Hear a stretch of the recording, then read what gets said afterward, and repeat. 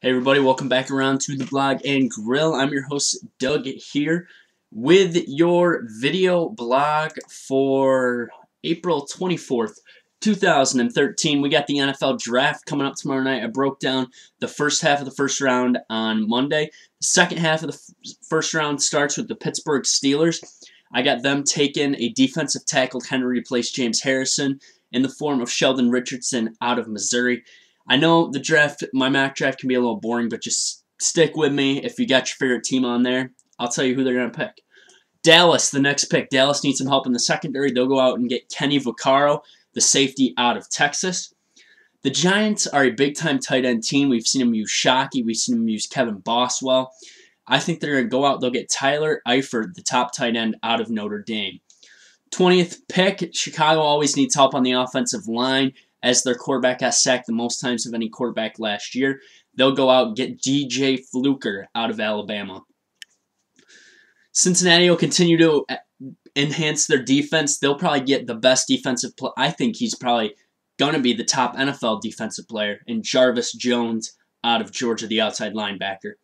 St. Louis already picked Eddie Lacy in the first round. I think they come back with the Syracuse offensive guy, Justin Pugh, and that'll help them out, give Sam Bradford a little bit more protection. Minnesota.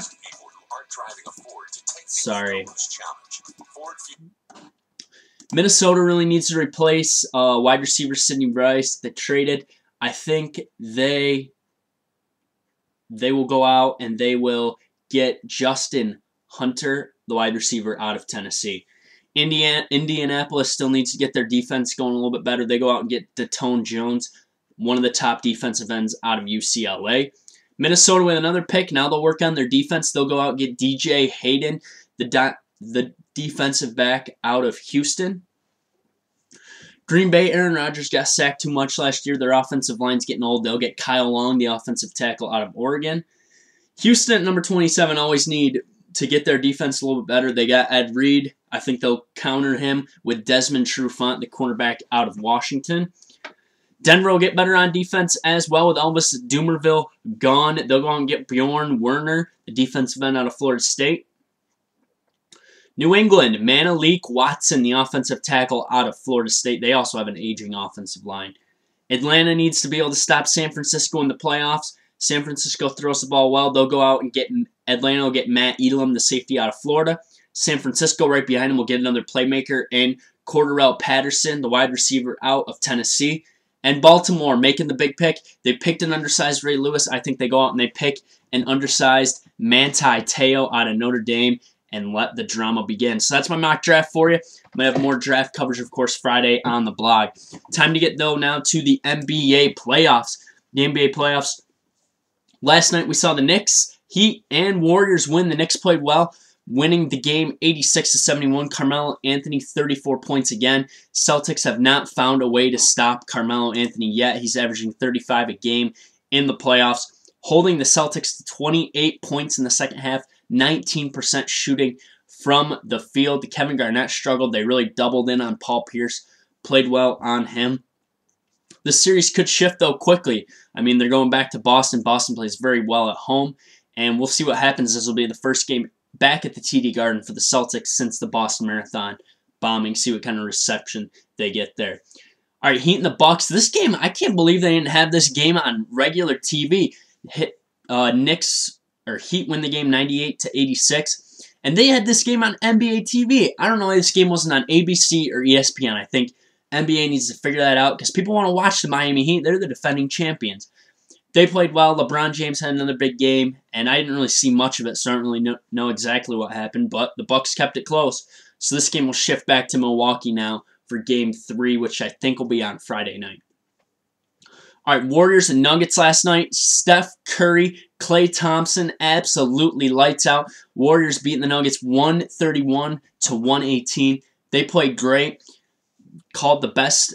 Mark Jackson after the game said they were the best backcourt in NBA history. I don't know if I'd go that far, but I just want to make another statement before I get done with my NBA playoff coverage. I forgot to say this when I was talking about the Knicks. Carmelo Anthony is on an absolute tear, and he's showing himself.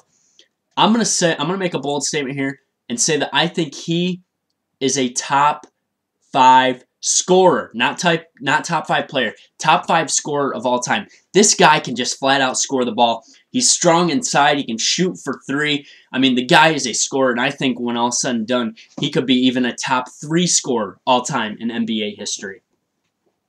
So that's my NBA playoff coverage for now. I'll do take your pick later on in the show. NASCAR has suspended Matt Kenseth's crew chief for the next 6 point races, docked him 50 points, and fined the crew chief $200,000 after Kenseth passed the secondary post-race inspection, or he did not pass the secondary post-race inspection with an illegal engine. They're not saying much about it, but I think NASCAR made a good statement here, not just penalizing him 25 points like they normally do. They essentially just took this win away from Matt Kenseth, and then some. He got 48 points in the race, and they took 50 back. They essentially took this race away from him and basically just told him he didn't even race it.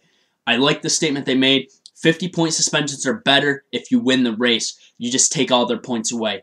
Don't even let them get any for that race. So he drops from 8th to 14th in the points standings. That's all I got for NASCAR. Yankees and Rays, though. Just got to find my phone here. Yankees and Rays. Last night, the Yankees won the game 4-2. They got to Fernando Rodney in the 9th. Ichiro Suzuki on a first-pitch fastball with 2 on. Drives it up the middle and scores 2 runs for him. Ichiro starting to swing the bat a little bit better. Phil Hughes pitched well. The bullpen was strong for the Yankees, and they're starting to click here. Vernon Wells still playing well. And it'll be good tonight. Yankees facing off with the Rays again. Let's just see what our matchup is tonight here.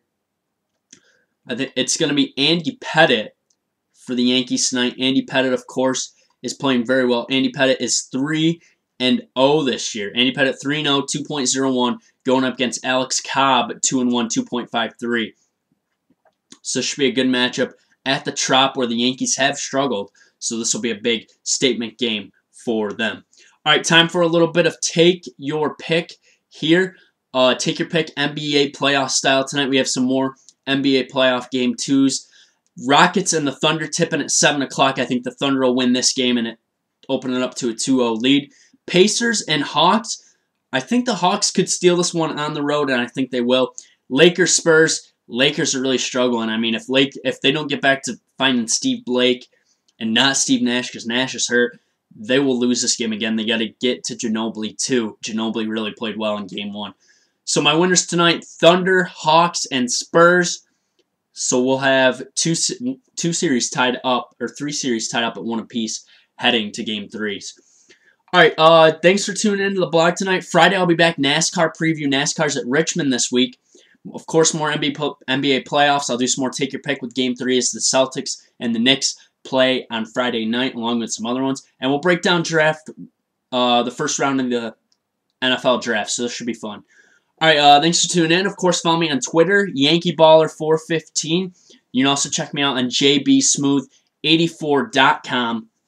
I write some stories for him. I got another one coming up tonight that I'm going to be posting, so check it out. It's going to be on preserving sports memorabilia for a long time. It's a little bit of a new thing they're going to be doing. And also, there's a podcast on there that I was on Tuesday night. Check all that stuff out. Comment here. Questions, subscribe to my page. It'll be great. Thanks for tuning in to the Blog and Grill. I'm your host, Doug. So long. We'll see you on Friday. Have a good week.